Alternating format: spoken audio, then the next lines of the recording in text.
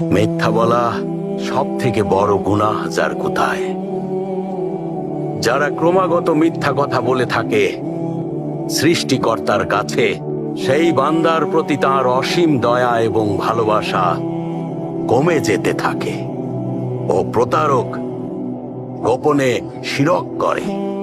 রাসূলুল্লাহ সাল্লাল্লাহু আলাইহি ওয়াসাল্লাম বলেছেন, কিয়ামতের দিন এই ধরনের গুনাহগারদের সবার আগে বিচার করা হবে। নাউজুবিল্লাহ, শেখ নাউজুবিল্লাহ। আমরা কখনোই এমন গুনাহ করতে চাই না। কাদের প্রতি আল্লাহর ভালোবাসা কমে যাবে, আমরা এমন গুনাহ থেকে বাঁচবো কিভাবে? যারা মিথ্যা কথা বলে অথচ যুদ্ধের ময়দানে শহীদ হয়েছে, ওরা বলে আল্লাহর পথে, আল্লাহর সন্তুষ্টির স্বার্থে আমরা শহীদ হতে পারি, কিন্তু আসলে এসব বলে প্রতারণা করে। ওরা